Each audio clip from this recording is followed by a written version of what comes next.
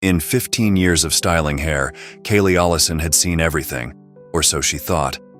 But when a young girl shuffled into her salon that Tuesday morning, Kaylee's practiced smile froze. Beneath a threadbare hoodie, the child's hair told a story of neglect. Months, perhaps years of growth had twisted into a dense mass that seemed to swallow her small frame. As Kaye gently coaxed the reason for the girl's unkempt state, the truth that emerged left her heart in pieces. The matted tangle wasn't just uncombed hair, it was a shield, a living diary of loss and survival. Each snarled strand held fast to a secret that would change both their lives forever. At just 20 years old, Kaye Allison was already turning heads in the hairdressing world. Her fingers worked magic with scissors and style, transforming ordinary hair into works of art that made her the rising star of Capri Salon.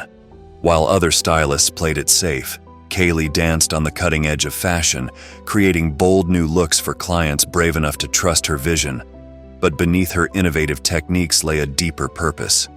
Kaye lived for the moment when a client first glimpsed their reflection, their eyes lighting up at their transformation. That spark of joy, that burst of renewed confidence, it filled her with a warmth nothing else could match. She thought she'd seen everything in her young career, from fantasy-colored mohawks to intricate wedding updos. Then came the day that would challenge everything she knew about her craft and herself. It started with a shadow at the window. Between clients, Kaye noticed a teenage girl watching the salon, her face pressed against the glass.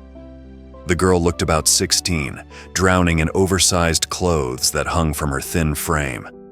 What caught Kaye's eye wasn't the worn fabric or the dirt-smudged skin, but the mass of matted hair cascading down the girl's back, a tangled testimony to years of neglect.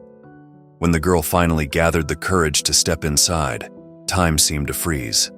Their eyes met in the mirror, Kaye's warm smile reflecting back against the girl's haunted gaze. For a heartbeat, they connected. Then, like a startled deer, the girl bolted.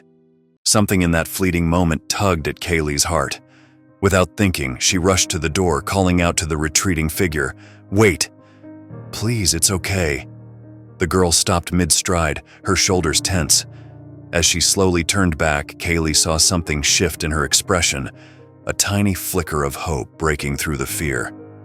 With trembling steps, the mysterious client began making her way back to the salon, unknowingly about to change both their lives forever. "Come in," Kaye called softly, gesturing to the quiet corner of the salon where magazines fanned across a table and a cold milkshake waited. "Take your time, no rush."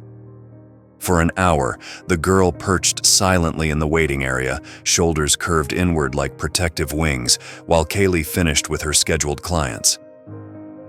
As the last customer left, their cheerful goodbye echoing in the emptying salon, the girl finally slipped into Kaye's chair.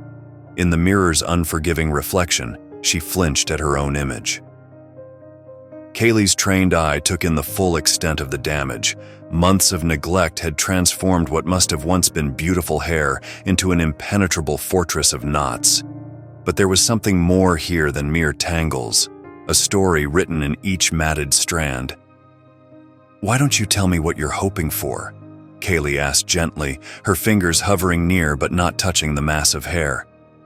"Just cut it all off," the girl whispered, eyes downcast. "It's ruined anyway." "Let's start slow," Kaye suggested, reaching for her gentlest detangling lotion. "We have options before we resort to anything drastic." As Kaye's fingers worked methodically through the hair, applying product with tender care, something in the girl began to soften. Words started spilling out, hesitant at first, then rushing like a dam breaking. Her mother had died 3 months ago. The words hung in the air like shattered glass while Kaye's hands stilled for just a moment. The girl described how grief had swallowed her whole, how something as simple as lifting a brush had become an impossible task. Each morning brought a fresh wave of emptiness, until even looking in the mirror became an act of courage she couldn't muster. "School pictures are next week," she finished quietly. I couldn't go looking like this. Mom would have..." She didn't finish, but she didn't need to. Kaye was already reaching for her phone, canceling her appointments for the rest of the day and tomorrow. Some things were more important than a packed schedule. With tears tracking silently down her cheeks, she squeezed the girl's shoulder. "We're going to fix this," she promised, meaning so much more than just the hair. Together, one strand at a time. After all, Kaye knew that sometimes the most important transformations happened not in the cutting or styling, but in the simple act of caring enough to try. Hour after hour, Kaye worked with quiet determination. This wasn't about creating the latest trend or magazine-worthy style. It was about restoration, about giving a grieving girl back a piece of herself. Her fingers moved with practiced patience, treating each rescued strand like a victory against loss. The transformation took days. As Kaye worked, their conversations flowed naturally, filling the salon with whispered confidences and occasional shared memories.